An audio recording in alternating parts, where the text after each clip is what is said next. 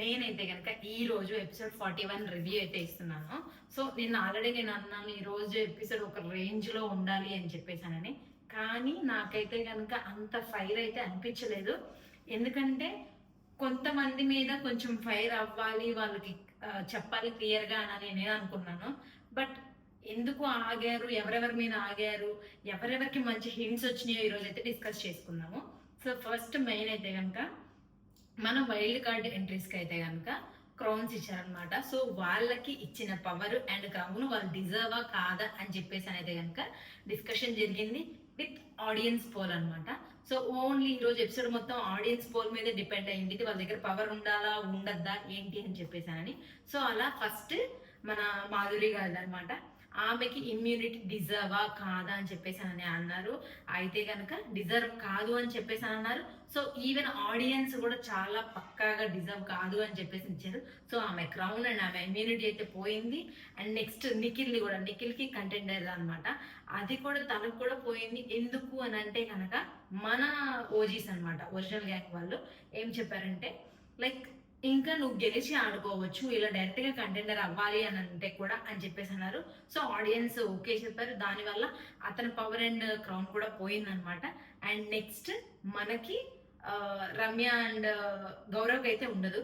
Ramya and సాయికి అయితే కనుక వాళ్ళిద్దరికైతే పవర్స్ ఉన్నాయి, క్రౌన్స్ కూడా ఉన్నాయి. అండ్ ఇక్కడికి వచ్చేసరికి రమ్య గురించి మనం మాట్లాడుకోవాలన్నమాట. ఏంటి అని అంటే మనకు ఆల్రెడీ రమ్యని conference room like confession room కి పిలిచారు. అండ్ ఈవెన్ కళ్యాణ్ కూడా పిలిచారు. ఎందుకు అని అంటే రమ్య ఆల్రెడీ కళ్యాణ్ మీద కొన్ని వర్డ్స్ అయితే వదిలేసింది. అలాంటి పెద్ద టెలివిజన్ షోలో అలాంటి వర్డ్స్ యూజ్ చేయకూడదు. సో అలా యూజ్ చేయటం వల్ల బిగ్ బాస్ చెప్పారు, I mean like Nag sir చెప్పారు ఎందుకు అలా వర్డ్స్ యూజ్ చేశామని. అండ్ పవన్ కళ్యాణ్ కూడా చెప్పాడు తన సైడ్ నుంచి. సో అందరు 50-50% ఉన్నారు. అండ్ తనైతే క్లారిటీ ఇచ్చాడు, నాకైతే అలాంటిది లేదు, ఓకే మీరు చెప్పారు కాబట్టి నేను సర్దిద్దుకుంటాను అని చెప్పేసి అన్నాడు. సో అలా రమ్యకైతే కనుక ఏమీ లైక్ పవర్స్ అయితే పోలేదు, క్రౌన్ కూడా ఏం పోలేదు. ఆమెకైతే ఎలా ఉంది, ఆమె కూడా కరెక్ట్గా చెప్పారనమాట.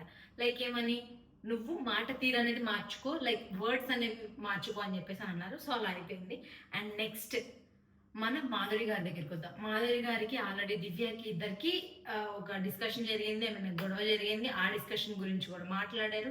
లైక్ ఫుడ్ డివిజన్ దగ్గర గురించి కానీ మళ్ళీ తర్వాత Kalyan and Divya and Madhuri వీళ్ళ మధ్య జరిగిన గొడవ గురించి కూడా మాట్లాడారు. ఇక్కడ నాకేమనిపించింది అంటే అంతకు ముందు లైక్ నాగార్జున గారు కొంచెం ఫైర్ అయ్యి ఎందుకు అలా మాట్లాడారు అని చెప్పేవాళ్ళు.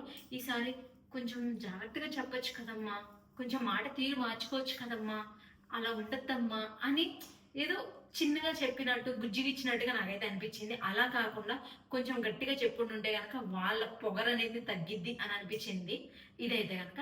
అండ్ ఆయేష క్రౌన్ కూడా అంతే ఉంది. ఆయేష ఏం చెప్పింది మనకి పర్టికులర్ గా ఆయేషకి ఆపోజిట్ లో తనుజ అండ్ రీతు వాళ్ళిద్దరిని చెప్పమన్నారు. సో ఇక్కడైతే కనుక తనుజ అయితే కనుక తన డిజర్వే తన నామినేషన్ పవర్ అనేది అని చెప్పింది.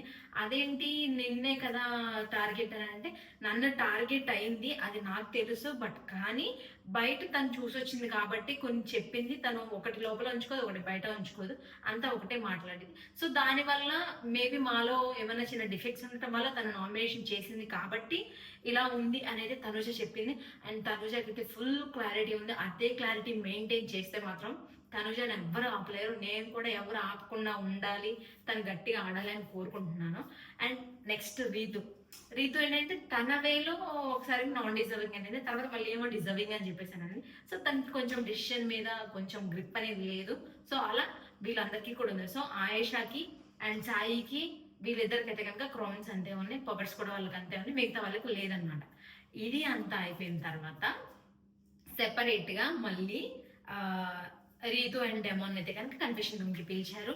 ఇక్కడైతే కనుక అందరికి చాలా కన్ఫ్యూజ్డ్ గా ఉంది, వీళ్ళు రిలేషన్ లో ఉన్నారా లేదా ఏంటి అని చెప్పేసి. సో పిలిచిన తర్వాత 2 వీడియోలు అయితే లైక్ ప్లే చేశారు.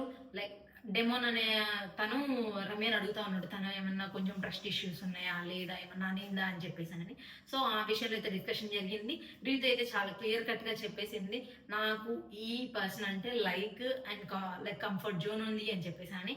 అలానే డెమోను చెప్పలేకపోతున్నాడు. ఏదో తడబడుతున్నట్టుగా కన్‌ఫ్యూజన్‌లో ఉన్నాడనమాట.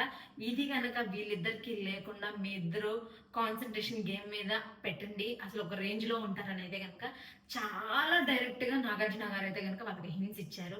అండ్ తర్వాత డేమోన్ వెళ్ళిపోయాడు. రీతు కూర్చుంది. రీతు కూడా అసలకి ఇండైరెక్ట్‌గా కూడా డైరెక్ట్‌గానే చెప్పేసారు.